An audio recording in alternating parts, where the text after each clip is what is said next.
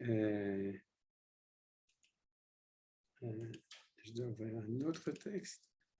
Voilà, Leilo Nishmat Imimorati, Dodati Sarah, Yvonne Sarah Batfani, Claude Moshe Ben Edel, Adel, Nelly Batrachel et Yehudit Batrevtsa. Voilà, ça c'est pour les gens qui ont des proches parents qui participent au shiur. S'il y en a d'autres qui veulent, comme je dis chaque fois, vous pouvez toujours le signaler.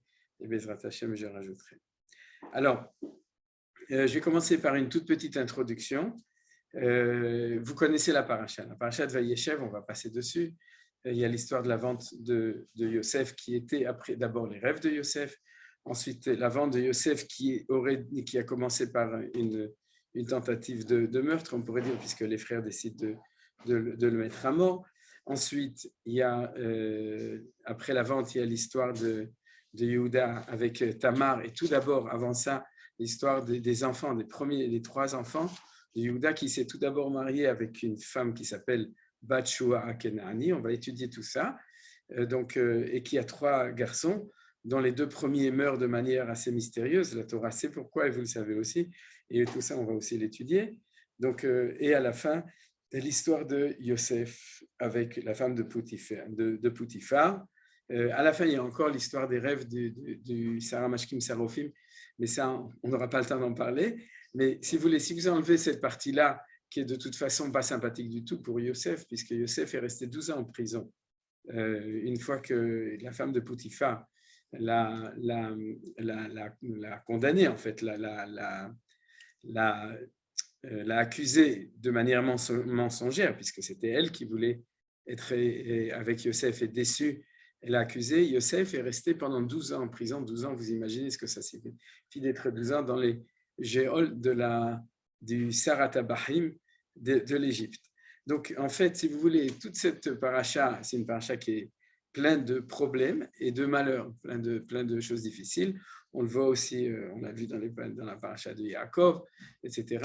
Mais ici aussi, et surtout, il y a des choses bizarres dans la mesure où si on regarde au niveau du Pshat, la lecture littérale des choses, la conduite de Yaakov qui donne préférence à Yosef, la conduite de Yosef qui tout d'abord raconte de manière irresponsable ses rêves à ses frères, et ensuite, dans sa conduite vis-à-vis de la femme de Poutifar n'est pas très très claire, et la même chose avec l'histoire de Tamar et de Yehuda. On a ici plein d'histoires qui, si on les lit, comme on a l'habitude de dire en Eretz Israël, Begova Enaim, c'est-à-dire en croyant que les histoires des patriarches sont ressemblant à notre histoire à nous, l'histoire d'individus comme nous, à ce moment-là, on pourrait être étonné et même choqué de cette conduite. Et là, je veux dire ce que dit Manitou, d'ailleurs, comme une des références, pas sur le cours d'aujourd'hui, mais là-dessus, c'est le cours de Manitou qui est enregistré, que vous pouvez entendre, de quelle année j'ai noté, de 1984. Donc, comme dit Manitou, il y a deux possibilités. Ou bien on le lit comme ça, et à ce moment-là, la Torah ne donne pas un enseignement qui est vraiment qui a une importance quelconque. Et comme on sait que la Torah Akdosha a un enseignement, alors il faut le lire à un autre niveau.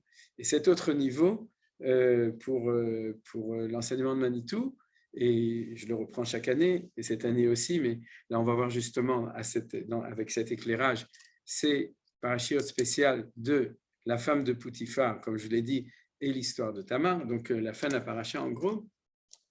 Ces événements sont liés avec la constitution de l'identité d'Israël. C'est-à-dire une fois que Yaakov a donné naissance à ses enfants, 12 garçons et une fille, Dina, à ce moment-là, tous ces enfants deviendront ceux qui constituent l'identité d'Israël. Et bien entendu, les deux identités essentielles qu'on voit dans la paracha, c'est Yosef et Yehuda, qui sont les deux identités messianiques. C'est-à-dire que ce qui commence avec cette paracha, qui va se terminer au niveau des individus avec la fin du livre de Bereshit, c'est la précision, la construction, l'édification des deux identités qui vont être celles qui, en fin de compte, seront messianiques, celle de Yehuda, qui est celle de Mashiach ben David, et celle de Yosef, qui est celle de Mashiach ben Yosef, c'est-à-dire avant d'aller jusqu'à la fin des temps, c'est-à-dire de nos temps, quand on parle d'identité messianique, on parle de Melachim, c'est-à-dire que les deux identités centrales du peuple juif qui vont être les identités qui vont permettre, dans leur dialectique, de constituer l'identité d'Israël, sont celles de Yosef et de Yehuda, et c'est ce qu'on voit, bien entendu, dans la paracha. Alors, j'ai l'habitude de dire, je vous le répète, parce qu'on va avoir, en fin de compte, 4 parachiotes qui vont parler de, jusqu'à maintenant, création du monde, formation des patriarches, Abraham, Yitzhak et Jacob. Et maintenant, on parle des béné Israël, des enfants d'Israël, pas dans le sens du peuple d'Israël, mais des tribus, c'est-à-dire des fils de Yaakov qui vont constituer cette identité. Alors, on a 4 parachiotes, Vayeshev, Miketz, Vaïgash et Vaïchi, et on peut les définir comme ça. Vayeshev, c'est la crise. Cette semaine, c'est la crise totale, c'est-à-dire que rien ne va plus, c'est ce que je viens de dire jusqu'à maintenant. Ensuite, la paracha de Miketz, c'est là que se découvre la malchout, l'identité royale, c'est-à-dire qui dirige. Quand on parle de malchout, de royauté, c'est-à-dire ça veut dire qu'il est capable de diriger, il a son identité de Yosef, qui devient Mishneh Lamelech, il devient le second de Pharaon. Ensuite, dans la paracha de Vaïgash, on va voir émerger la personnalité de Yehuda en tant que leader de capacité de diriger, Vaïgash et la Yehuda. Et en fin de compte, c'est un petit peu, disons qu'on pourrait diviser autrement, mais ça permet un petit peu de voir la progression des 4 parachiotes. Et en fin de compte, dans Vaïchi, c'est le shalom, l'unification, c'est-à-dire la réconciliation qui se fait entre Koach Yehuda et Koach Yosef, c'est-à-dire l'identité de Yehuda et l'identité de Yosef. Donc, vous voyez 4 parachiotes avec 4 éléments. Alors, cette semaine, c'est le plus difficile, puisque c'est la paracha de la crise, c'est celle de la marloquée, de la dissension, et puis, en fin de compte aussi, et c'est ce qu'on va voir, du fait que chacun des deux, et Yosef et Yehuda, ils vont un petit peu se perdre dans leur démarche. Une fois que cette crise de la haine entre des frères aura éclaté, on va voir que d'un côté, Yehuda va être renvoyé par ses frères, il va commencer un petit peu à errer, c'est-à-dire qu'il va chercher son chemin avec des égarements, et Yosef la même chose, une fois qu'il arrive en Égypte, et que donc le dénouement de la marloquette, du schisme, de la séparation entre les deux forces qui sont en Israël, à ce moment-là, on va voir les balbutiements et de Yosef à Tzadik, puisqu'il se retrouve chez Poutifar, etc., etc. Donc ça, c'est un petit peu le plan de ce qu'on va voir maintenant. Maintenant, de nouveau, un des éléments essentiels qui va nous accompagner tout le temps et qui va nous permettre cette lecture d'un second niveau, ou je dirais même du premier niveau, c'est-à-dire du niveau normal de la lecture, c'est, dans les Chidushim de Manitou, c'est de préciser quelle est cette identité malchoutite ou messianique, puisque vous savez que le Mashiach, c'est Melech HaMashiach, c'est le roi qui est loin, c'est-à-dire quand on parle d'un Mashiach, on parle d'un Melech, alors on parle de cette identité qui est apte à diriger le peuple d'Israël et en fin de compte aussi l'histoire du monde, l'histoire universelle. Alors, il y a une des grandes précisions de Manitou et je crois que c'est très important. Pourquoi c'est très important? Parce que, si vous voulez, Manitou citait souvent, par exemple, le Rav Kook et le Gaon de Vilna dans le Kol HaTor et le Rav Kook dans le Mispet, c'est-à-dire l'oraison funéraire qu'il a fait d'Herzl. Il y a même un livre, en tout cas du commentaire de Manitou, sur ce texte de Rav Kook, que vous connaissez sûrement. Maintenant, quand on parle de ça, on parle de l'identité de Yosef et de Yehuda quand on revient en Eretz Israël. Mais un chidouche qui, à mon avis, est unique dans l'enseignement, c'est-à-dire qu'on trouve nulle part à part dans l'enseignement de Manitou, et c'est pour ça qu'il faut savoir reconnaître la singularité et le chidouche extraordinaire de Manitou, c'est que lui a aussi expliqué quelle est l'identité de Yosef et de Yehuda en temps de Galout. C'est-à-dire qu'on croit qu'a priori, quand on parle de Malchut, alors on parle donc de temps de Géoula, c'est-à-dire de retour en Israël, et à ce moment-là, il y a en effet une identité de Yosef et de Yehuda spécifiques que vous retrouvez ou qu'on enseigne quand on étudie les textes du Gaon de Vilna et les textes du Rav Kook. Mais qu'est-ce que ça signifie Yosef en temps de Galout? Ça, c'est ce que Manitou nous enseigne. Alors, je vais donner l'élément principal que vous connaissez, mais ça nous permet quand même de faire de l'ordre. C'est que l'identité de Yosef, c'est une identité qui est plus portée vers l'universel humain, alors que l'identité de Yehuda, il est plus porté vers l'identité juive, on pourrait dire. Yehuda, Yehudi, c'est juif, c'est-à-dire celle qui est liée avec la spiritualité spécifique, c'est-à-dire l'identité spécifique du peuple juif en tant que lui-même. Entre parenthèses, pour mémoire, vous vous souvenez que quand Yehuda, c'est-à-dire quand Yaakov descend en Égypte, ça on le verra dans les parachiotes, la semaine prochaine, il n'y a pas cours, donc je me permets de parler un petit peu plus librement aussi des thèmes qu'il y aura dans une semaine et dans 2 semaines. Alors, Yaakov envoie Yehuda en Égypte pour créer un ghetto, pour créer un shtetl ou un melach spécifique pour les Juifs à Goshen. Donc, Yehuda en Égypte, c'est le Juif qui préserve son identité religieuse et spirituelle dans la galoute, alors que Yosef, c'est l'homme de la civilisation qui, plus que ça, et c'est ça que nous dit Manitou, et on va retrouver dans l'enseignement d'aujourd'hui des éléments qui vont nous éclairer dessus, c'est celui qui a un rêve dans l'exil qui est terrible pour Manitou. Et pourquoi il est terrible? On va tout de suite le dire. C'est-à-dire son rêve, c'est de réussir comme projet quand on est en exil, non pas un exil, mais au contraire, une réussite d'un projet messianique qui va être dans l'association entre lui, c'est-à-dire lui en tant que représentant du peuple d'Israël, et entre la Malchout, c'est-à-dire la royauté de la civilisation de cette époque-là. Et cette chose-là, ce rêve de Yosef, Manitou termine toujours la phrase, et je vous engage à lire dans Kimitzion, tome 1, le texte de Kimitzion sur ce thème-là de la paracha de cette semaine, et surtout même plus, le premier des 2 textes de la paracha de la semaine prochaine. Donc, et puis de nouveau, comme je vous ai dit aussi, le cours de 1984 que vous pouvez trouver dans l'Internet. Donc, dans tous ces cours, Manitou explique essentiellement cette idée extrêmement forte. C'est-à-dire que Yosef, dans l'histoire de la galoute, est celui qui rêve non pas de rester en ghetto en tant que juif pour attendre que la galoute se termine et qu'on revienne en Israël et qu'on fasse un État juif, et vraiment juif, en Eretz Israël, grâce à nos nouveaux Chavri Knesset qui vont devenir des ministres de Tzionut Hadatit, Bezrat Hashem, mais Yosef, par contre, c'est celui qui, quand il est en galoute, s'imagine que c'est de là que va émerger la Géoula, si vous voulez, dans cette symbiose, dans cet essai. Et Manitou finissait toujours en disant que ça se finit toujours en catastrophe et qu'il n'y a pas d'exception. Alors, les catastrophes dont il parle, c'est la Shoah pour notre galoute avec Édom, c'est l'Inquisition pour l'âge d'or d'Espagne, et c'est le fait que quand on est sorti d'Égypte, on n'est pas sorti, tout le peuple juif n'est pas sorti d'Égypte, on a payé du fait que 4/5 des enfants d'Israël sont restés en Égypte. Et Manitou est très féroce, puisqu'il dit c'est à cause de l'échec, c'est le signe de l'échec du projet de Yosef. C'est-à-dire qu'en fin de compte, il va y avoir une récupération, c'est-à-dire que le passage de Yosef de Galout à Yosef de la Géoula, Masher ben Yosef en Eretz Israël, ce n'est pas le sujet d'aujourd'hui, mais il faut savoir que quand Yosef est dans son projet galoutique,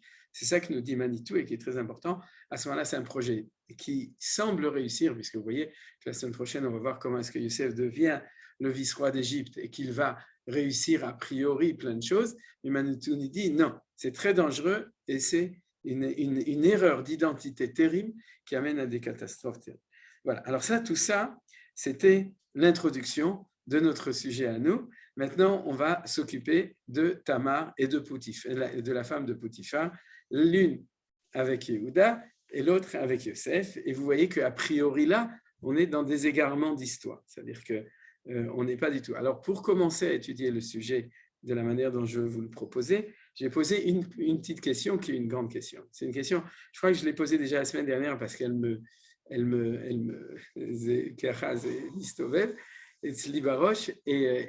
je pense que je vous propose une réponse. J'espère que la réponse est bonne sur cette question. Quelle est la question? C'est extrêmement étonnant que, si vous voulez, depuis l'histoire de Dina, il y a 2 choses. Tout d'abord, tous ces enfants de Yaakov ont des histoires de femmes ou des histoires d'hommes, c'est-à-dire de couples qui sont non seulement scabreuses, mais aussi, c'est-à-dire et catastrophiques, c'est-à-dire Non, il y a des malheurs, il y a plein d'histoires. La preuve, c'est l'histoire de Dina qui se fait violer par Shrem, etc., avec tout ce qui a suivi, ça on en a parlé avant, mais aussi pas très caché. C'est-à-dire, si vous voulez, de tous les côtés, c'est des histoires ou même la conduite elle-même. C'est-à-dire, il y a et conduite pas très cachée, et ensuite conséquences pas très cachées, pas très joyeuses. Alors que si vous reprenez maintenant, honnêtement, l'histoire de Avraham, Yitzhak et Yaakov et de leurs femmes, de Sarah, Rivka, Rachel, Léa, de manière générale, on a là-bas et de la Kedusha et de la Tahara, c'est-à-dire la sainteté et de la pureté. Même Avraham avec Agar, la conduite est extrêmement respectueuse des deux, en général, même s'il y a des conflits, mais il n'y a rien d'impudique ou d'impur qui se passe. Et absolument de la même manière entre Yitzhak et Rivka et Yaakov et ses femmes aussi. Et on a aussi en parallèle une ashgacha, c'est-à-dire une présence de Dieu extrêmement forte, puisque chaque fois qu'il y aurait pu avoir un malheur, comme l'histoire de Dina, c'est ce qui se passe avec Sarah lorsqu'elle est prise par Pharaon et ensuite par Avimelech, eh bien Akadosh Baruch Hu intervient pour faire un miracle, mais pas n'importe quel miracle, pour la protéger. C'est-à-dire qu'on a l'impression que chez les Havot, c'est une histoire pieuse et qui se passe très bien, et puis tout d'un coup, dès que naissent et que commencent à agir leurs enfants, à ce moment-là, on est dans un autre livre. On est dans un livre où la conduite n'est pas la même, et puis en plus, les conséquences ne sont pas les mêmes, puisqu'on voit qu'il n'y a plus cette même ashgacha, c'est-à-dire qu'Akadosh Baruch Hu laisse quand même l'histoire se faire, a priori, selon la conduite des gens, c'est-à-dire ce qu'ils font, ils reçoivent un petit peu le résultat de ce qu'ils font. Alors, pourquoi cette différence entre les deux? J'espère que c'était ça la question que je voulais poser. J'espère qu'elle est claire pour vous comme elle est claire pour moi. Et pour moi, c'est une interrogation. Alors, ce que je veux vous proposer comme réponse, bien entendu, qui est aussi basée sur l'enseignement, tout ce que j'ai dit, c'est toujours basé sur l'enseignement de Manitou, c'est que, si vous voulez, chez les Havot, les patriarches et les Imaot, on est en train d'établir le tronc de l'identité du peuple juif d'origine. Et à ce moment-là, tout est obligé de se passer. Et c'est pour ça que Manitou explique chaque fois qu'il fallait chercher sa femme dans la famille. Il faut avoir toujours l'esprit de famille. Et que tout doit se passer pour établir l'identité. Et une fois que l'identité de Yaakov qui devient Israël est établie, à ce moment-là, on n'est plus dans la Piria, on est dans la Piria Verivia. Vous comprenez? C'est-à-dire qu'on est dans non seulement l'engendrement, mais aussi dans la multiplication. C'est-à-dire que les enfants d'Israël sont en train d'établir, pas seulement au niveau qualitatif, mais aussi quantitatif, mais c'est aussi énormément de qualitatif, on est en train de construire un peuple, c'est-à-dire de se multiplier et de faire tout ça. Et à ce moment-là, il y a, en fin de compte, une ouverture possible vers toutes sortes d'éventualités qu'on va voir maintenant dans ce développement. Alors, en hébreu, on appelle ça, puisqu'on va étudier ça à propos de Yosef et de Yehuda spécialement, en hébreu, on appelle ça un birour dans la recherche identitaire. C'est-à-dire que toutes les histoires qu'on voit dans la paracha, c'est des recherches dans lesquelles se précisent les choses dans une recherche qui, justement, peut passer par des détours. C'est-à-dire les détours, c'est des erreurs, des horreurs, des fois, comme on dit, orare humanum est, ouais. C'est-à-dire c'est pour les gens qui sont à l'est, à l'ouest, alors on leur dit orare humanum est. Et donc, c'est comme ça que petit à petit, les choses y se font. Alors, je voudrais tout d'abord analyser la relation avec, de toute façon, vous voyez que c'est en gros, a priori, ce qu'on appelle des mariages mixtes. C'est-à-dire que Yehuda qui se marie avec Batshua, on va voir tout de suite, ou qui a marqué qu'elle s'appelle Akenaanit, Akenaani. Batshua Knani, c'est son père qui est Kenaani, on va voir tout de suite. Chez Dina, bien entendu, c'est avec Shrem ben Hamor, qui fait partie des Cananéens, Shrem. Donc, il y a une rencontre au niveau des rencontres, on pourrait dire conjugales, c'est-à-dire entre hommes et femmes. Il y a une rencontre avec les Cananéens. Il y a deux exemples, et je vais le préciser, c'est-à-dire celui de Dina et celui de Yehuda avec Batshua, qui a engendré Onan et Shelah. Et ensuite, il y a aussi la rencontre avec Tamar. Alors, on sait, nous, et je vais l'analyser, que Tamar n'est pas si goy que ça, puisque c'est la descendante, d'après le Rashi, c'est la fille de Shem, mais la vérité, c'est que c'était sans doute pas vraiment la fille de Shem, parce que sinon, elle aurait dû être relativement âgée, et je ne pense pas que Tamar, que Yehuda, il se serait marié, vu son état d'esprit, avec la fille de Shem, mais il faut dire que c'était la descendante de Shem et en lignée directe, c'est-à-dire qu'elle faisait partie de la dynastie de Shem ben Noach, mais a priori, dans le Pshat de la Torah, ça fait partie des balbutiements et des recherches de Yehuda, lorsqu'il cherche avec qui, ou en tout cas, ce n'est pas lui qui cherche, c'est elle qui va chercher, mais lui aussi, puisque c'est lui qui a marié Tamar avec son fils, avec Er, c'est-à-dire c'est lui qui a fait le shidur entre Er, son premier fils, et avec Tamar. Donc, il y a ici de nouveau une nouvelle identité qui est dans cette recherche de comment est-ce qu'on va créer ces identités du peuple juif, et spécialement celle de la descendance de Yosef. Et puis, après ça, on a aussi justement Poutifar et la femme de Poutifar, Eshet Poutifar, qui sont une liaison a priori potentielle, puisqu'on voit qu'il y a une marchava du côté de Poutifar, et puis on va voir aussi, comme Manitou aussi le disait, et comme nos sages le disaient, que chez Yosef, ce n'était pas très clair. C'est-à-dire que est-ce qu'il voulait ou est-ce qu'il ne voulait pas, c'est ce que dit Chazal, et on le voit dans Rashi, Yosef la sot melarto, c'est-à-dire qu'en fin de compte, il était pas sagour, il n'était pas très fixé sur est-ce que oui ou est-ce que non, c'est-à-dire qu'il y avait une recherche, et qui est celle de la liaison avec la civilisation égyptienne. Donc on a ici civilisation égyptienne, Tamar, on ne sait pas qui c'est, il s'avère qu'en fin de compte, c'est la descendante de Shem, et ensuite d'un vrai Cananéen qui est Shrem Ibn Hamar, le fils de Hamor, et ensuite, et aussi l'histoire de Bat-Shua, la fille de Shua, qui est celle avec qui Yehuda se marie. Vous voyez qu'il y a plein d'histoires comme ça. Alors, on va faire de l'ordre dans tout ça. On va commencer avec Canaan. Alors, je vous dis que je vais quand même préciser dans le sens de Yehuda qui se marie avec cette femme. Si vous voulez, on va tout de suite l'ouvrir parce que c'est le premier dont on va parler. Alors, c'est un petit peu loin. Voilà, c'est ici. On va le lire en tout cas. Vaï, ba'etaï vaïred Yehuda me'etecha vayet ad ish al dulami ou shemo Hira. Donc, il va se lier avec un Adulami qui s'appelle Hira. Et Rachid va vers un homme de Adulam. Il s'est associé avec lui en affaires. D'accord? Et pourquoi est-ce que c'est arrivé? Vayered Yehuda, c'est-à-dire Yehuda est descendu. Et Rachid nous explique pourquoi ce récit figure-t-il ici interrompre l'histoire de Yosef. Ça, c'est un point important. C'est-à-dire que les deux histoires sont imbriquées. C'est pour nous apprendre que les frères de Yehuda ont rabaissé celui-ci de sa dignité lorsqu'ils ont vu la souffrance de leur père, d'où les mots Yehuda descendus, entre parenthèses, dans leur estime, et lui ont dit, c'est toi qui nous as dit de le vendre, si tu m'avais conseillé de le ramener à la maison, nous t'aurions écouté. C'est-à-dire qu'en fin de compte, Yehuda, c'est le chef de la tribu, de la partie Léa, c'est-à-dire à ce moment-là des 10 tribus qui sont contre Yosef, et tout le monde attend à ce que ce soit lui qui dirige Malchut, et lorsqu'il fait ce qu'il fait, c'est-à-dire de décider de vendre Yosef, ses frères, en fin de compte, quand ils voient la souffrance de leur père, de Yaakov, qui refuse d'être consolé, ils lui reprochent de ne pas avoir fait un acte de manigout, de leadership encore plus courageux, de l'avoir dit, on arrête tout ça, on ramène Yosef à la maison, et puis tout ça, c'est fini. Et du coup, Yehuda descend. C'est-à-dire, c'est quoi descend?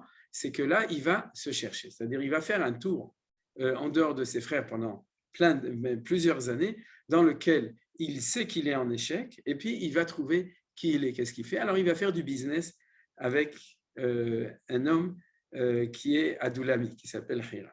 Et à ce moment-là, Varia Sham Yehuda Batish Kenaani ou Shmushua, Bekachea Vayavo Elea, et donc il a épousé, et c'est comme ça qu'il a eu ses 3 enfants, Onan et Shelah. Shelah, c'est un garçon, hein, ne vous trompez pas, ce n'est pas celle que vous connaissez ou que vous ne connaissez pas. C'est-à-dire, donc, la première chose, on va revenir tout de suite dessus, c'est dans une relation a priori entre Kenaan, ou ici, ce n'est pas sûr que c'est Kenaan, puisque Rachid dit d'un Kenaani, Rachid d'un marchand, parce qu'il y a un verset qui dit que Kenaani, ça peut être un surnom pour quelqu'un qui fait des affaires, qui fait du business. Vous voyez, donc Adoulami, il va faire des affaires. Ça veut dire quoi qu'il va faire des affaires? Il va justement partir de la maison familiale, il va essayer d'autres options, c'est-à-dire qu'il va, le misra, c'est qu'il va tourner, ça vient du mot sror, ça veut dire tourner, c'est-à-dire qu'il va tourner, rouler sa bosse, comme on dit en bon français, pour essayer de trouver qui il est et qu'est-ce qu'il a à faire.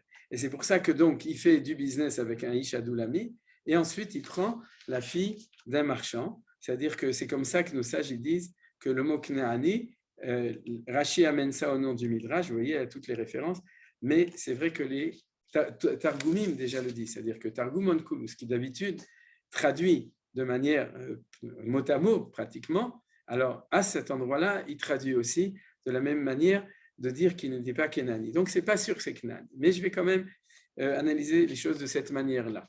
Premièrement, que lorsque il y a une union du côté où l'homme est Knaani et la femme est hébraïque, et hébreu, c'est l'histoire de Dina, il y a une catastrophe qui s'appelle le viol. C'est-à-dire quoi? Ça veut dire qu'un Knaani, s'il veut intégrer une identité hébraïque, à partir du moment où on pourrait envisager ça, c'est-à-dire des enfants, à ce moment-là, il y a l'immoralité totale, qu'il n'y a pas d'union, il y a une appropriation. Bon, toute ressemblance avec l'histoire des Palestiniens en Eretz Israël est absolument fortuite, et vous comprenez l'équation. C'est-à-dire que si on veut faire du shalom avec eux, à ce moment-là, la seule manière, c'est où on nous élimine, ou bien on nous viole pour nous prendre notre identité. Donc, ça veut dire qu'il y a échec total de ce côté-là. Maintenant, là, il y a l'option dans l'autre sens, c'est-à-dire l'option de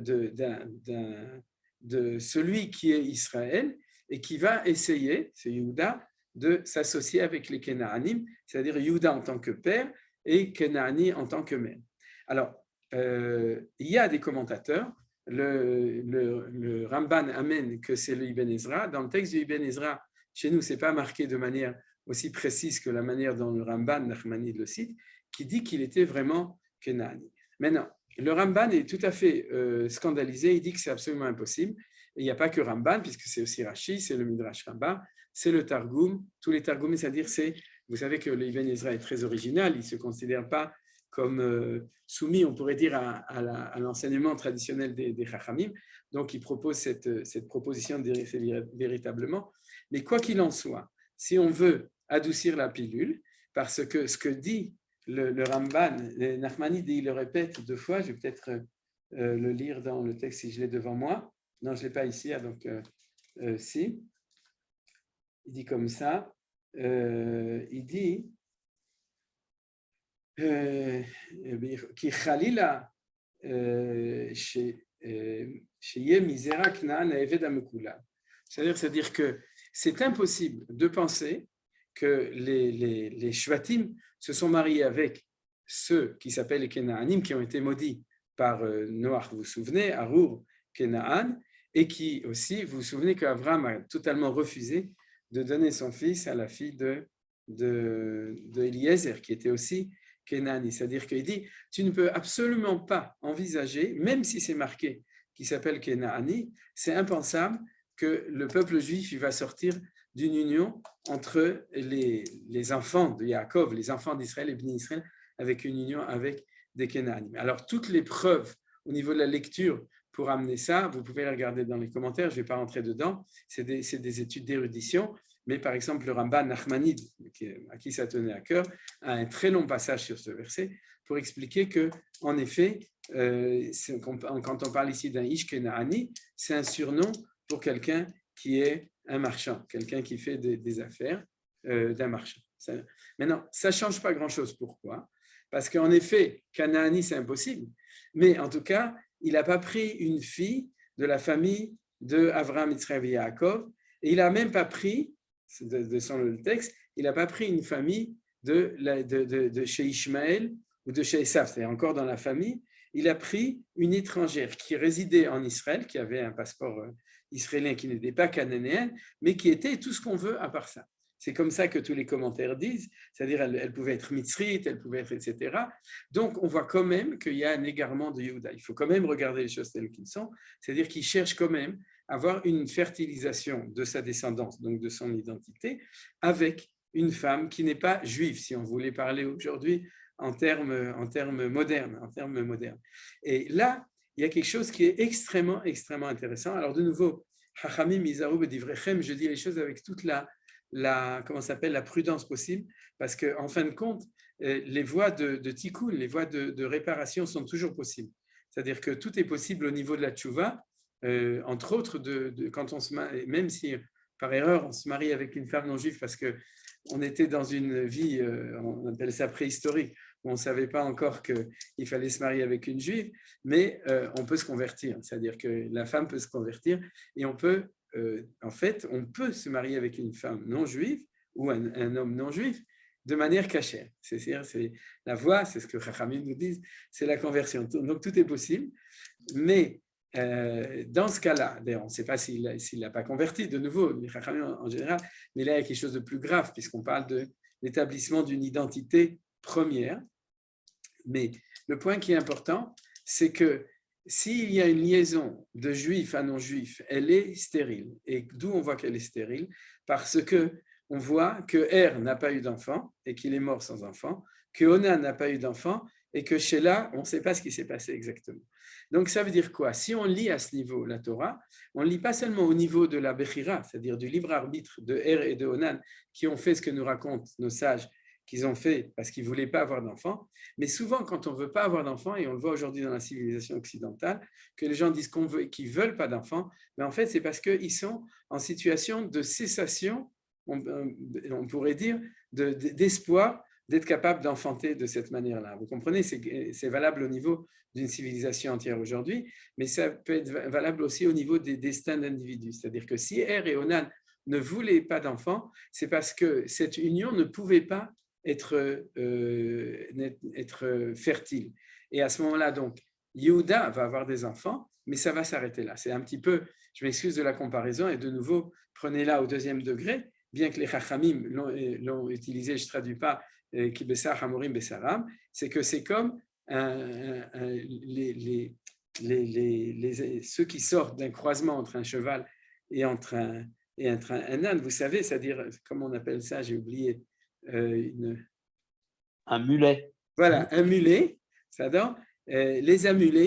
les mulets, pardon, ils peuvent pas, ils sont stériles. C'est-à-dire qu'il y a une comparaison ici, on pourrait dire, entre cette descendance qui a priori a l'air de marcher, mais qui en fin de compte ne va pas marcher. Je vais aller plus loin dedans, parce qu'il y a des commentaires qui font remarquer que le mot Er, lui-même, ça veut dire Hariri, ça veut dire quelqu'un qui est voué à la disparition. Hariri Miyamutu, vous vous souvenez? Onan, ça veut dire c'est celui qui est dans le rite mortuaire une fois que quelqu'un est mort. Le achalti be'onim imeno, onenim, c'est en fin de compte c'est mortuaire. Ça veut dire quoi? Ça veut dire qu'une union qui est impossible entre Israël et les nations, si les choses ne sont pas faites avec les tikkunim qu'il faut, sont une union qui va engendrer ou de la harirut, et c'est ce qui s'est passé, ou de la onenut, c'est-à-dire de la mort, et en effet, ils sont tous les deux morts. On va plus loin dedans, regardez, même sur Shelah et sur Gziv, Rashi nous dit ça, et d'autres commentaires. Je ne vais pas tous les citer, mais vous pouvez regarder, si mes souvenirs sont bons, c'est Darzekinim, Ibal et Tosfot, et aussi le Sforno, etc. Regardez ce que dit Rashi sur il était Bechziv Belideta Oto. Il était à Keziv, c'est le nom d'un endroit. Alors, il y a des gens qui croient que c'est Arziv, qui est au nord d'Israël, ce n'est pas du tout sûr. Il doit ce nom, à mon avis, au fait, donc, en fait, Rashi dit que le nom de l'endroit est dû à l'événement que la Torah nous raconte à propos de cet enfant. Pourquoi? Au fait que c'est là qu'elle a cessé d'enfanter. Le mot Ksiv veut dire trompeur, ayant cessé d'inspirer confiance, comme tu as été pour moi comme une source trompeuse, Arzav. Vous le savez en hébreu, dont les eaux ne trompent pas. Asher memav lo yechazvu, asher lo yechzvu memav. Qu'est-ce qu'on dit en hébreu? Arzava, vous connaissez ce mot, hein, c'est-à-dire en hébreu moderne, on dit déception, être déçu. Mais la déception, ça veut dire qu'on avait un espoir et qu'il a été, qui a été arrêté, qui a été déçu.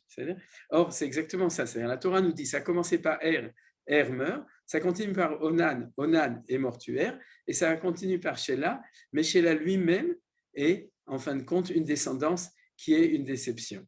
Sinon, que serait venu apprendre ce mot? J'ai lu dans Bereshit Rabbah l'interprétation suivante, elle a placé son nom Shelah, elle a cessé. C'est-à-dire Birziv, ça veut dire elle a cessé. Et il y en a qui vont plus loin encore. De nouveau, maintenant, je ne me souviens plus le nom du commentateur qui dit ça. C'est oui, Da'at Zekenim Ba'alei Tosfot, que Sheila, c'est la même racine que Ashlaya. Ashlaya, c'est une illusion. Vous savez, des Ashlayot, c'est des illusions. C'est-à-dire que tous les noms des quatre sont l'illusion, la déception, la mort et le fait d'être infructueux, la rirout, c'est-à-dire la disparition.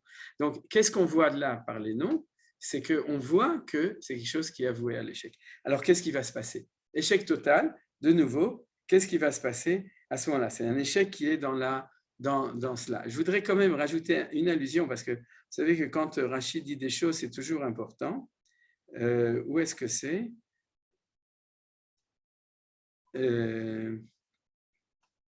Excusez-moi, je vais le chercher, c'est pas très loin. C'est dans un des psukim qui va venir après. Que voilà, Vayagad le Tamar les morts, Ine Chamicha ou le Timnata, la gosse Tsono, c'est-à-dire que Yehuda monte et Rachid y monte à Timna. Et à propos de Shimshon, il est écrit Shimshon est descendu à Timna. Timna se trouvait sur le flanc de la montagne.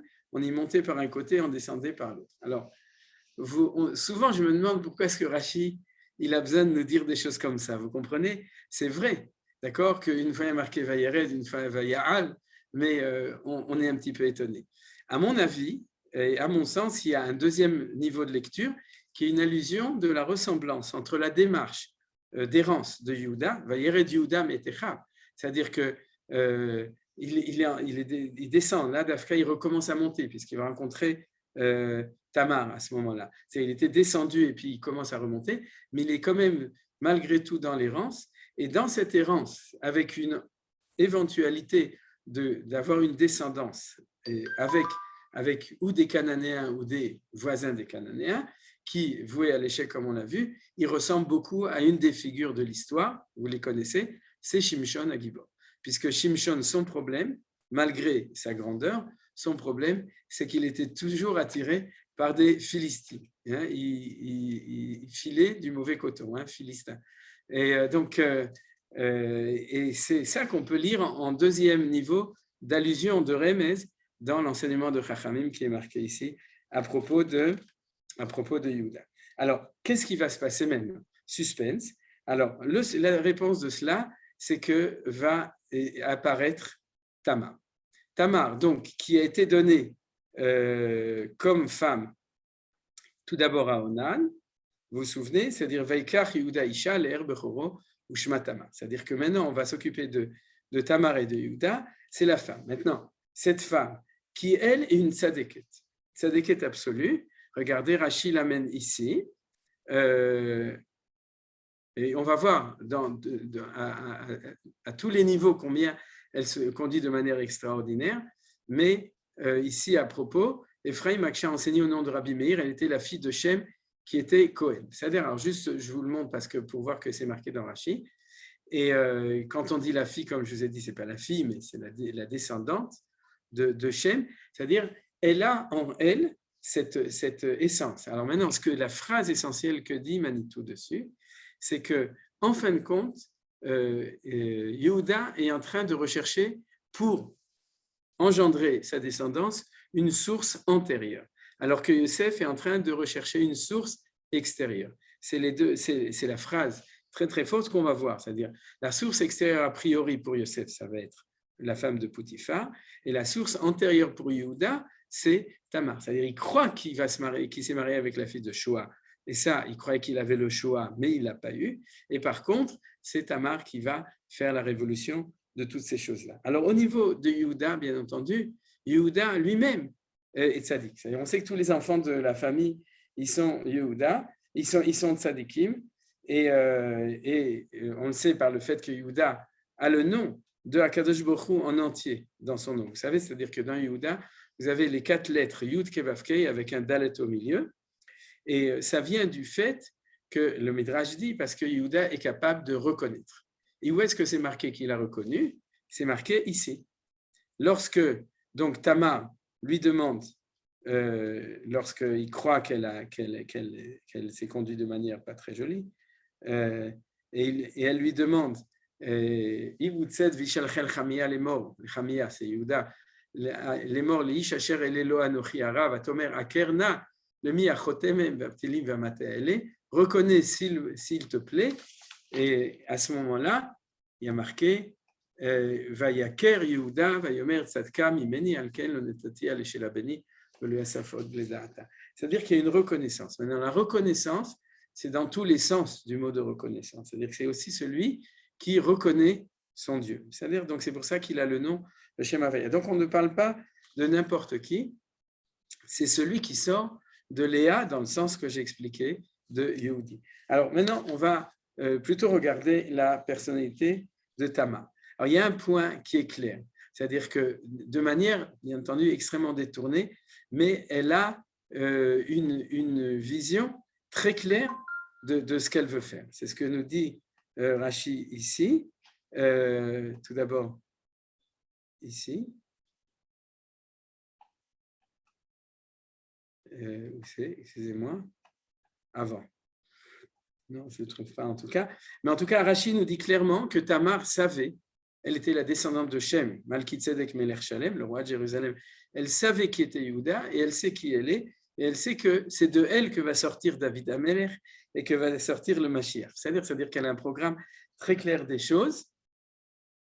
Nos sages nous le disent de nouveau, même si je ne trouve pas le Rashi, vous le retrouverez, ou bien je le retrouverai tout à l'heure à ce propos-là. Mais le drame, c'est que Yehuda ne le sait pas. C'est-à-dire qu'au contraire, il s'imagine que c'est elle, qui est la mauvaise, entre guillemets, et que c'est à cause de elle que ses maris meurent. Vous voyez, parce qu'il disait de peur qu'il ne meure à propos de Sheila, que c'est une femme dont on pouvait présumer que ses maris mourraient l'un après l'autre, puisqu'il y avait déjà deux, donc Isha Katlanit, ça s'appelle en hébreu, c'est comme quand un chidour, on dit elle est mortelle, il faut faire attention à ce qu'on dit. C'est-à-dire que lui, il pensait, il n'a pas du tout compris. Maintenant, elle, Tamar, c'est exactement ce qu'elle veut, et on voit ici, par exemple, regardez, elle s'assied au carrefour des deux sources, Bepetach et Naïm, à l'ouverture des yeux, là où les yeux scrutent attentivement la direction à prendre. Vous voyez de quoi on parle. Au carrefour des routes sur le chemin de Timna, nos maîtres ont expliqué à la porte de notre patriarche Avram, c'est-à-dire un endroit que tous les yeux aspirent à pouvoir contempler. Voilà, c'est le Rashi suivant. Aussi s'est-elle dit quand Sheila avait grandi, elle s'est-elle offerte à Yehuda désirant en avoir des enfants, sinon de son fils du moins de lui-même. C'est-à-dire que c'est clair qu'elle voulait engendrer la malchoute, c'est-à-dire la royauté de Yehuda. Alors, un des points qui est très intéressant dessus, c'est que lorsqu'ils se rencontrent, Yehuda lui demande qu'est-ce que tu veux comme paiement. Et il lui dit, elle lui demande qu'est-ce qu'il va me donner. Il dit, je vais t'envoyer un gdizim. Je vais t'envoyer une petite chèvre en paiement. Et elle lui demande, mais qu'est-ce que tu me donnes comme gage? Et elle, Tamar, lui dit, tu vas me donner ton chotam, ton ptil et matecha. En traduction, ton son, ton cordon et le bâton que tu as dans la main. Et tous les commentateurs, je l'avais déjà cité il y a 2 ans, ils disent qu'en fin de compte, elle n'est pas tout à fait débile, Tamar. Elle lui demande tous les insignes de royauté qu'il a. Le chotam, c'est avec ça qu'un roi signe les décrets. Le maté, c'est pour mater les gens. C'est-à-dire, c'est le sceptre, c'est celui avec lequel le dirigeant dirige. Et elle lui dit, je sais que tu es destiné à être le roi. C'est-à-dire la dynastie royale de diriger le peuple juif. Je sais qu'il y en a un autre, elle le savait. Oui, mais je sais que tu es celui pour qui je suis fait, donc tu vas me donner en gage ça, et ptil, c'est la même chose. Bon, Rashi donne une explication, Ramban donne une autre explication, et quand il dit le vêtement dont tu te couvres, pourquoi il s'appelle ptil, vous avez compris pourquoi. Parce que c'est à cause du petit fil qui s'appelle le petit techelet, c'est-à-dire le fil qui est ptil techelet, le fil qui est en azur, voilà, ce fil qui est là. Et elle lui dit, tu vas me donner ton habit royal, d'accord? C'est-à-dire l'habit d'identité d'Israël qui s'appelle le ptil. Bon, Ramban a une autre explication qui correspond tout à fait à la même chose. Il dit que c'est le chapeau dont le Baba Saleh et les grands hachamim au Maroc, et je cite le Maroc parce que c'est d'actualité depuis hier soir, donc se recouvrer, c'est un signe de Chokhmah, on appelle le Souda. C'est ça qu'il appelle le petit. Quoi qu'il en soit, quelle que soit l'explication, cette femme, elle ne veut absolument pas recevoir cette chèvre, d'accord? Parce que, sans le traduire, ce serait un etnan zona, c'est-à-dire ce ne serait pas du tout ça qu'elle veut. Et d'ailleurs, elle n'a jamais reçu, elle n'avait jamais l'intention de recevoir. Et pire que ça, c'est que lorsqu'il veut lui envoyer, je t'ai envoyé ce chevreau, quand il la recherche, pour avoir égaré son père avec un chevreau dans le sang duquel il avait trempé la tunique de Yosef. Yehuda était égaré lui aussi avec un chevreau. Vous comprenez? Donc le chevreau, c'est le symbole de l'égarement de Yehuda, et de sa faute quand il a trempé la tunique de Yosef dans le sang. Par contre, le ptil, le maté et le chotam, c'est le signe de la royauté de Yehuda, et c'est ça qu'elle veut. Et je traduirai les choses de cette manière-là. Elle le demande en gage. Pourquoi? Parce qu'elle demande à Yehuda de s'engager. C'est-à-dire le Héravon, vous savez, Hérouv, c'est pour mélanger.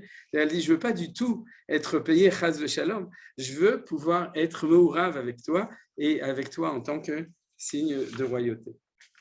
Alors, pour continuer dans cette histoire-là, on voit très bien que cette femme qui était comme ça a réussi ce projet-là, et c'est par cela que malgré la volonté de Yehuda qui lui croyait être égaré totalement, Akadosh Baruch Hu, il ramène les choses de la manière dont elles doivent être faites avec cette femme-là. Et vous voyez que de ce point de vue-là, c'est une lecture tout à fait différente qui nous montre comment est-ce que Akadosh Baruch Hu dirige le monde et qu'il y a des rattrapages qui sont possibles. Et Tamar, c'est le rattrapage. C'est-à-dire le fait qu'à ce moment-là, Yehuda va devenir fertile et va engendrer ses deux enfants, Peretz et Zérach. Peretz, qui va être l'aîné, qui va justement être celui d'où descend David Amelech, vous vous souvenez, Ma Parasta Peretz, c'est-à-dire c'est un signe de royauté, le mot Peretz, je ne traduis pas parce qu'on n'a plus le temps, et ensuite cette descendante. Il vient exactement de Tamar, et c'est ce qu'a dit Manitou, c'est-à-dire Yehuda en tant que Yehudi, celui qui ne va pas chercher à fertiliser la civilisation extérieure. Lorsqu'il est en égarement, il se paume, et puis en fin de compte, Akadosh Baruch Hu, il le ramène là où il doit être, c'est-à-dire dans cette union avec cette Tzadéket. Alors, regardez deux signes extraordinaires de sa grandeur et sa justice. Tout d'abord, le fait que tout ça, ça vient de Akadosh Baruch Hu, c'est marqué ici. Puisque lorsque il reconnaît, c'est marqué, voilà, Vayaker Yehuda. C'est-à-dire que lorsque Yehuda reconnaît, ça veut dire quoi qu'il reconnaît? Qui reconnaît, il comprend tout ce qui s'est passé. Vous comprenez? Et vous comprenez? C'est-à-dire il comprend tous ces égarements avec Er et Onan et Shelah et Batshua, etc. Et puis il fait tchouva. Il comprend que sa femme, c'est Tamar, et que lui, il était dans le teint Tamar, il n'avait rien compris, mais que Tamar, elle, qui est une sadéket, elle savait exactement ce qu'il fallait faire et qu'il s'est fait avoir, Baruch Hashem en bien, Vayaker Yehuda. Et lorsque Yehuda reconnaît, donc il sauve Tamar, c'est-à-dire grâce à ça, et on a dit que c'est ça la grandeur de Yehuda, à ce moment-là, Vayomer Tzadkam Imeni. Et c'est ça la grandeur. La grandeur d'un grand manig, c'est de reconnaître qu'il s'est trompé et que c'est elle qui avait raison. Et c'est là que, et comme on a dit, c'est la Hoda'a, qui est la Hodaya, qui est la grandeur de Yehuda, qui fait que dans son nom, il y a ce nom, Apam Odé et Hashem, c'est-à-dire le nom de Yehuda, c'est la Hoda'a. Et lorsqu'il dit Tzadkam Imeni, nos sages nous disent que ça va beaucoup plus loin. Parce que ça veut dire quoi, Mimeni? Regardez ce que dit ce que dit Chazal. Explication du Midrash, une voix est sortie du ciel et déclarée Mimeni, de moi, c'est par ma volonté que la chose s'est faite. C'est parce qu'elle était vertueuse dans la maison de son beau-père que j'ai décidé que c'est d'elle, de la tribu de Yehuda, que sera issue la lignée des rois. Vous voyez que Rashi est limpide si on le lit avec Manitou. C'est toujours la même chose. C'est-à-dire que c'est vrai que Manitou disait toujours en rigolant que Manitou a étudié Rashi et Rashi n'a pas étudié Manitou. Mais malgré tout, c'est quand même comme ça que les choses y sont limpides. Ce n'est pas de l'apologie que font les Chachamim pour essayer de justifier une action a priori louche ou un petit peu bizarre des Havot et de toute cette histoire. C'est au contraire l'explication fondamentale des choses. Alors, je voudrais vous donner encore un tout petit enseignement qui est très beau à mon sens dessus. C'est que, et là, ça a l'air toujours comme chaque fois qu'on le lit comme une apologie, une défense, regardez, c'est que, il est marqué comme ça, Veira Yehuda Vaïrchever le Zona, qui kista paner. C'est-à-dire qu'elle avait recouvert sa figure, et du coup, il va Vaïrchever le Zona. D'abord, c'est clair que si c'était une prostituée, elles n'ont pas l'habitude de se couvrir le visage, donc ça, c'est Omer d'Archeni. C'est-à-dire que ça prouve bien que c'est pas très clair. Alors, regardez ce que dit Chachamim, qu'elle avait couvert son visage, il ne pouvait donc la voir ni la reconnaître. Explication du Midrash, elle avait couvert son visage dans la maison de son beau-père et sa vertu était insoupçonnable. Donc vous voyez que Rachid, de toute façon, défend pas uniquement pour défendre, mais d'après ce que je vous enseigne, montre le chemin de cette démarche, de la démarche qu'Akadosh Baruch Hu fait grâce à la conduite de Tamar, et en fin de compte, malgré sa volonté, mais parce que Yehuda est suffisamment vertueux en potentiel pour que cette chose sorte de lui, de cette démarche messianique qui va amener ça. Maintenant, quelle est la source de cela? C'est qu'il n'a pas reconnu quand elle a découvert son visage à ce moment-là, quand elle s'est présentée sur la route, à ce moment-là, parce que quand elle était dans la maison de son beau-père, c'est-à-dire quand elle était dans la maison de Yehuda, elle était toujours, elle était tsnoua, elle recouvrait son visage, et donc il ne la connaissait pas. Alors vous vous êtes sûrement demandé, il n'était pas au mariage, il n'a pas vu les photos du mariage, et quand il mangeait ce Houda à Shabbat, est-ce qu'il n'a jamais vu le visage de Tamar qui ne la reconnaisse pas? Alors si vous voulez, c'est à comprendre de nouveau de manière un peu plus profonde. Alors, je vais vous proposer l'explication du Targum Yonatan. Qu'est-ce qu'il dit? Il dit, au lieu de dire Kista, il faut lire Kaasta. Kaasta, ça veut dire qu'elle était en colère. Et comment dit le Midrash? Il dit que chaque fois que Yehuda rentrait dans la maison de Tamar, il voyait que Tamar, je voudrais dire une expression pas très polie, mais elle faisait la tête, voilà, on va le dire poliment, elle faisait la tête, elle était tout le temps en colère. Elle s'énervait tout le temps sur ses maris et sur ses enfants qu'elle n'avait pas. Et Yehuda l'avait catégorisé, il avait dit, c'est une femme qui tue ses maris et c'est une femme insupportable parce qu'elle n'arrête pas de faire la tête, on ne peut jamais passer un repas de Shabbat tranquille, c'est toujours Tamar qui fait des histoires, d'accord? Donc, et par contre, ses fils et ses fils, d'accord? C'est Herve, Onan, et Sheila, c'est les enfants de Yehuda, donc c'est des gentils enfants. Eh bien, en fin de compte, je vais vous expliquer le fond du Midrash. C'est que c'était ça, sa tsniout. C'est quoi sa tsniout? C'est qu'elle aurait très bien pu raconter à Yehuda que ses enfants étaient des Rechaïm. Parce que leur conduite, nos sages nous le disent, Herve et Onan sont morts parce que c'était des Rechaïm. Ils ne voulaient pas avoir d'enfants et ils se conduisaient de manière absolument dépravés. Donc, ils se conduisaient de manière des Rechaïm, donc ils sont morts parce qu'ils étaient Rechaïm. Ça aurait été tellement simple que Tamar le dise au père, on les a envoyés en tipoul psychologie zougi, c'est-à-dire, et puis peut-être ça aurait arrangé les choses. Mais Tamar était tsnoua, c'est-à-dire qu'elle était tsnoua, elle ne voulait pas dire du mal sur ses maris. Et du coup, elle était tout le temps énervée parce que c'était une sadek avec qui on avait fait un chidour avec des pseudo gentils enfants, mais qui étaient des enfants qui étaient ratés. Et donc, elle était toujours en colère. Mais c'était une sainte colère, c'était une vraie colère. Une colère qui était justifiée. Et c'était ça, sa tsniout.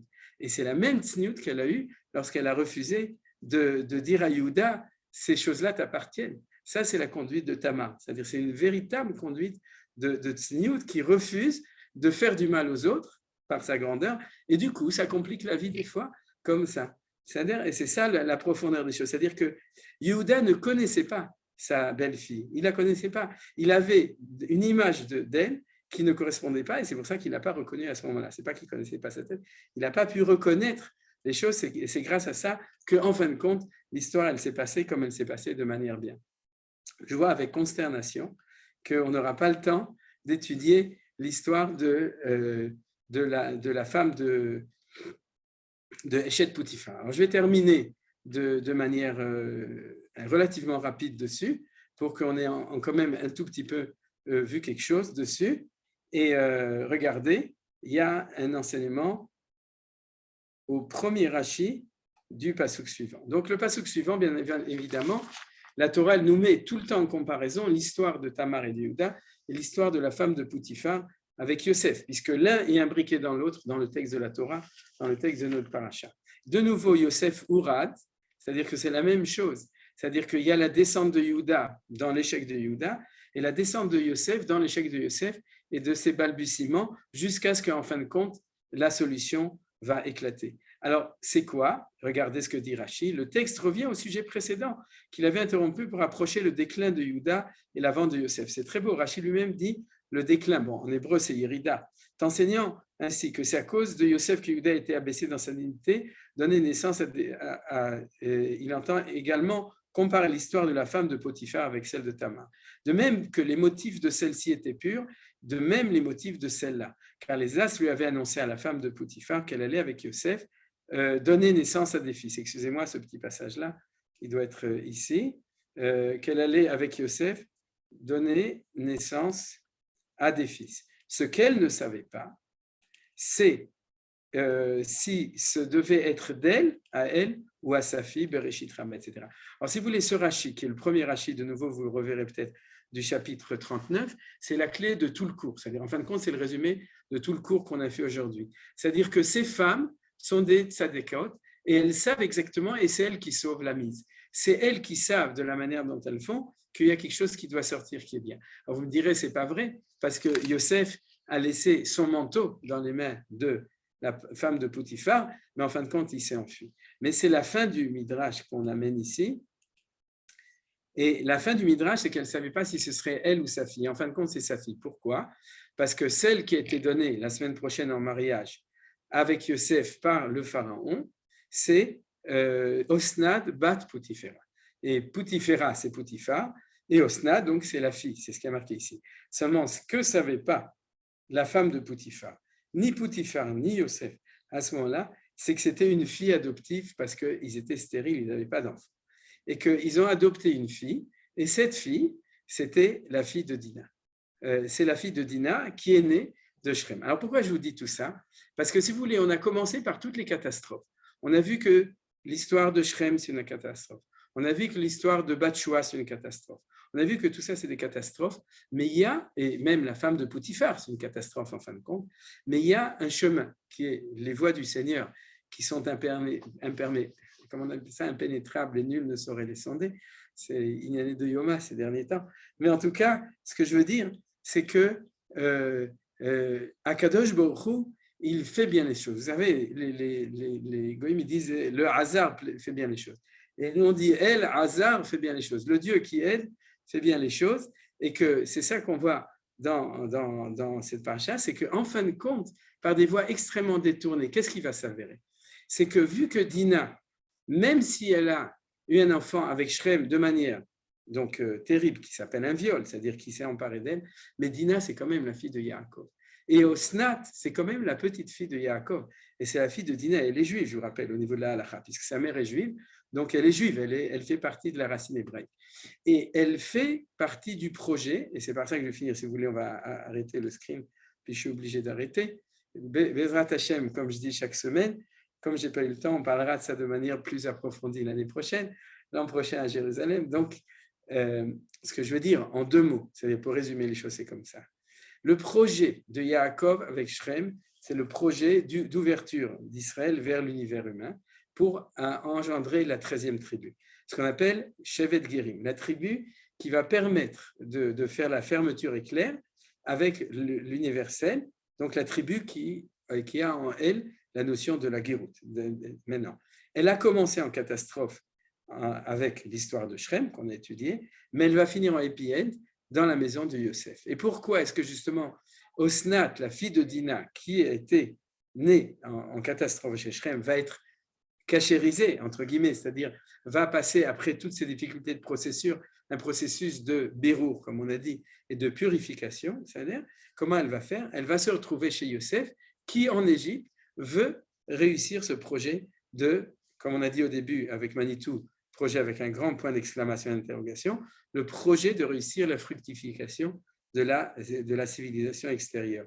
Et Yosef ne le sait pas, ni la fille de Poutifar, ni Poutifar et sa femme ne savent pas, qu'en fin de compte, ça va être fait, mais de manière Betahara, Bekdusha ou Tahara, dans la sainteté et la pureté, parce que celle qu'on croit être la fille de Poutifar et de sa femme, est en fin de compte la fille de Dina, et qui continue ce projet de pouvoir engendrer cette 13e tribu. Et en effet, vous en souvenez, de Yosef et de Osnat vont sortir non pas une tribu, mais une tribu qui va deux tribus, puisque c'est Ephraïm ou Ménaché. C'est-à-dire que la 13e tribu va en effet sortir. Donc ce projet Yosef de fertiliser la civilisation extérieure, va sortir de cet endroit, mais comme avec l'histoire de Tamar, c'est ce qu'on a dit dans la première phrase, c'est qu'il y a la source antérieure et la source extérieure, mais les deux sont purifiés, sont metoukanim, sont ramenés dans l'authenticité hébraïque, on pourrait dire, dans la mesure où il s'avère qu'en fin de compte, ce n'est pas Batshua, et ce n'est pas la femme de Poutifar, et même Poutifar lui-même, il le voulait aussi. C'est-à-dire, il voulait faire Zachor sans Chamor à l'époque. Et en fin de compte, au lieu que ça se passe d'une manière impure, les choses, par l'histoire que nous raconte la Torah, ils finissent par se faire disons, ces projets finissent par se réaliser avec des détournements d'histoire terribles, mais de manière pure, grâce à ces deux personnalités exceptionnelles qui sont Tamar, qui va s'allier avec Yehuda, et Osnat, qui va se lier avec Yosef. Mais je termine bien entendu que même si on voit dans cette histoire, en fin de compte, vous voyez, c'est ça que la Torah nous raconte, c'est-à-dire cette histoire-là, en fin de compte, même si on voit tout ça qui est raconté, c'est-à-dire on voit la lumière qui est au bout du tunnel, il ne faut pas oublier que dans cette option de Yosef avec Osnat, il y a quand même quelque chose qui est terrible, c'est ce point d'interrogation sur la réussite, comme disait Manitou, de ce projet qui justement ne peut pas réussir tel que Yosef l'envisage, mais en fin de compte, qui va réussir dans le retour en Eretz Israël avec l'union de Mashiach ben Yosef et Mashiach ben David ou ben Yehuda. Donc, je suis obligé de terminer en queue de poisson, et Bezrat Hashem, une autre fois, on compte d'ailleurs dans les parachutes de la semaine prochaine ou dans 2 semaines, on en parlera sûrement. Bon, voilà, si vous avez des questions, juste une remarque importante. C'est les femmes qui font l'histoire. On a 10 minutes parce qu'il y a le shiur de Shaul David, de Rav Shaul David tout après.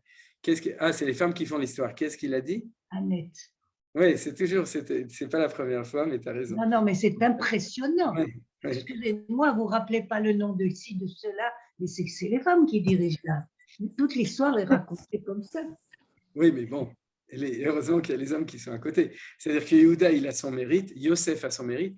Mais regarde, le mérite de Yosef, c'est de sortir de chez la femme de Poutifar. C'est-à-dire c'est grâce à ça qu'il a reçu Osnat, vous comprenez? S'il était resté chez la femme de Poutifar, alors il aurait fallu, Aouda, recommencer encore tout un sivouf, ça pouvait prendre encore une génération, comme l'histoire de Onan, jusqu'à ce qu'on puisse corriger tout ça. Vous voyez que ces choses-là sont compliquées. Mais ceci dit, Annette a tout à fait raison. C'est-à-dire, la désillusion de l'histoire. On peut le lier avec Hanouka, où on sait que Bisrout Nashim Tzadkaniot, c'est-à-dire que dans les clés de l'histoire, les moments clés où il faut débloquer quelque chose, c'est souvent les femmes qui sont capables de le faire. Voilà. Tov. Alors, qu'est-ce qu'il voulait encore dire quelque chose, Nadine Bevakasha? Est-ce qu'on ne pourrait pas comparer la tentative de Yehuda de fuir ses frères et de recommencer quelque chose de nouveau avec ce qu'a fait Moshe Rabbeinu? Quand il est parti aussi, finalement, il a quitté ses frères pour essayer à Midian de reconstituer une nouvelle histoire. Oui, c'est magnifique ce que tu dis, c'est absolument exact. Et ceci dit, et justement, toute ressemblance avec l'histoire personnelle de beaucoup de personnes parmi nous qui ont eu besoin de faire cet éloignement pour pouvoir se faire ce birour et revenir, et c'est absolument évident. C'est-à-dire que, comme disait Manitou, il était déçu, il a dû trouver. Et grâce à ça, il a ramené Tzipora à Midianite. C'est-à-dire que ce n'est pas seulement, mais il a ramené aussi l'identité de Yitro. C'est-à-dire l'identité justement qui est la continuation de celle de Yosef. Et c'est ce qu'on voit, excusez-moi, de Moshe. Oui, quoi? Je suis obligé de muter parce que sinon ça parle derrière. Mais ce que je veux dire, Moshe, dans l'enseignement de Manitou, justement, on veut remarquer dans Kemitzion, Moshe est celui qui va remonter les ossements de Yosef qui étaient descendus. C'est-à-dire c'est celui qui va faire le birour et le tikkun. C'est-à-dire, comme le dit le Gaon de Vilna, Moshe, c'est le Mashiach ben Yosef de la sortie d'Égypte. Vous comprenez? À la fin, il va devenir aussi Mashiach ben Yehuda. Il va faire toutes les fonctions. Mais a priori, quand il sort d'Égypte, il fait sortir l'Israël d'Égypte avec les Atzmot, avec l'identité Atzmut de Yosef Hatzadik. Et c'est là que tu vois la ressemblance entre la démarche Moshe à Midian avec l'identité Yitro et d'ailleurs, on a un enfant, un descendant qui s'appelle Pinchas, qui est descendant en même temps de Yosef et en même temps de Yitro, Poutiel, vous vous souvenez? Il y a toujours des rapprochements très importants. Merci Nadine. Je suis désolée, je ne peux pas allumer la caméra, mais j'aimerais te poser une question. Il y a quelque chose quand même qui me dérange. Yehuda, ce n'est pas un imbécile, d'accord? Oui. Il rencontre une prostituée. Déjà, ce n'est pas très correct. Il va lui donner les 3 signes de la royauté. Oui. Manitou, il disait, attendez, vous croyez qu'il ne savait pas avec qui il était? Vous croyez qu'il aurait donné à n'importe quelle prostituée ces 3 signes? Il y a quelque chose qui me dérange dans le truc de je te donne un guide.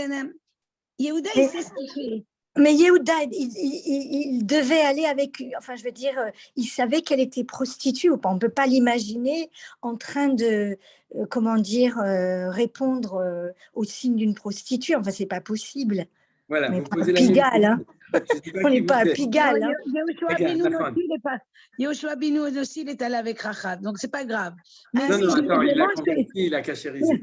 c'est ouais, d'accord. Mais ce qui me dérange, c'est les signes qui sont impossibles c'est les 3 signes de la royauté, comme tu as très bien expliqué. Ouais. Il va les donner à quelqu'un avec qui il a eu des relations. Il y a quelque chose qui me dérange profondément là-dedans. Ou il sait ce qu'il fait, et alors, tu n'as pas besoin de jouer l'imbécile, après on dit ça déquête mimeni, d'accord? Ouais. Ou alors, il ne sait pas ce qu'il fait, et alors on est vraiment dans de très mauvais draps. Parce que si le Maïler, il ne sait pas ce qu'il fait, on est vraiment mal parti. Ouais, d'accord.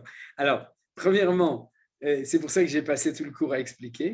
Alors, je vais te dire à 2 dimensions. Premièrement, il sait ce qu'il fait Begadol, il ne sait pas forcément ce qu'il fait à ce moment-là. Souvent, c'est ce qu'on appelle Niba Venedea Maniba, c'est-à-dire que tu sais ce qui se passe sans savoir ce qui se passe.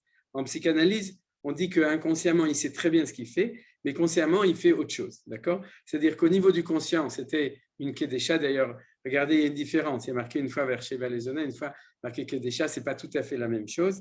Et il faut aussi faire cette nuance. Mais je dirais comme ça. Au premier niveau, il est mu par une passion, c'est-à-dire par son instinct, par son yetzer, et donc il va. Mais au deuxième niveau, il sait très bien qu'elle est Bepetah Hainaim, ce qu'on a vu dans Rashi. Il sait très bien que c'est Tamar, mais il le sait sans le savoir. Pourquoi ? Parce que justement, c'est Yehuda, c'est celui qui va reconnaître en fin de compte. S'il n'avait pas su, il n'aurait pas reconnu. Tu comprends ? Ça aurait été la même chose. Ça aurait continué dans un manig qui n'est pas un manig. Et à ce moment-là, il n'y aurait pas eu de dénouement comme ça et l'histoire n'aurait pas été racontée parce que ça ne nous aurait pas intéressé, ça n'aurait pas fait partie de la Torah. Ce serait dans la dernière page du Figaro. C'est-à-dire, ça n'aurait pas été marqué dans la Torah Kedusha.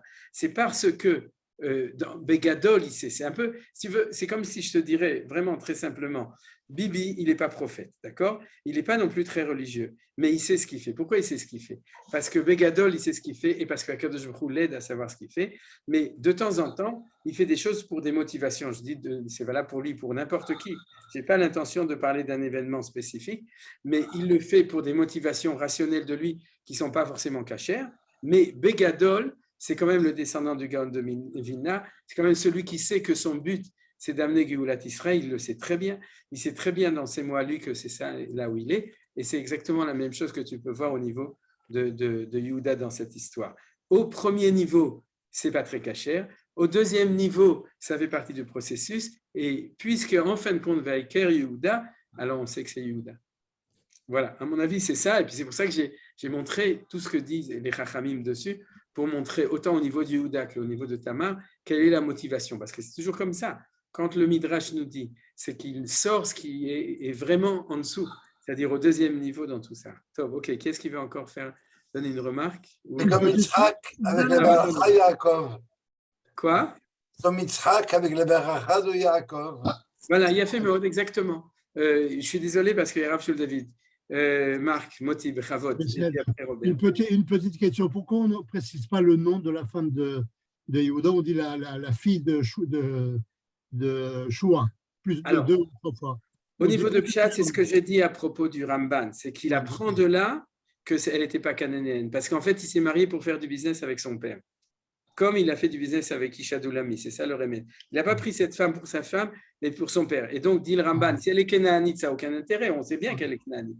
Par contre, si c'est parce qu'il avait une carte de visite, alors là, tu comprends. C'est-à-dire, il voulait ouvrir une banque avec lui. Ça, c'est la réponse. Et au niveau beaucoup plus profond, c'est que de même que ses enfants ont des surnoms qui sont des surnoms mortuaires, elle-même n'était pas fertile a priori, donc elle n'a pas de nom, elle est innommée. C'est-à-dire, ça, c'est dans le sens du cours que j'ai fait maintenant. C'est-à-dire, Robert Bechavod, dernière question, désolé. Je peux la donner ou il n'y a plus de temps? Quoi? Je peux donner une question? Pour toi, oui. Pour toi, c'est la dernière. Non, parce qu'il écarte. Voilà, c'est ça. Bon, non, parce que mon père me disait toujours que l'allié de David, de Messie, il y a toujours quelque chose de scarvé au milieu de tout ça. Pourquoi? Pour éloigner le Satan. Alors, il y a l'histoire de Yoda, il y a l'histoire de Ruth avec Boaz, il y a l'histoire de David avec Siva. Pour tout ça, pour que le Satan ne soit pas là pour contrarier ce dessein. Bon, d'accord. Alors, C'est une explication, comme disait mon père.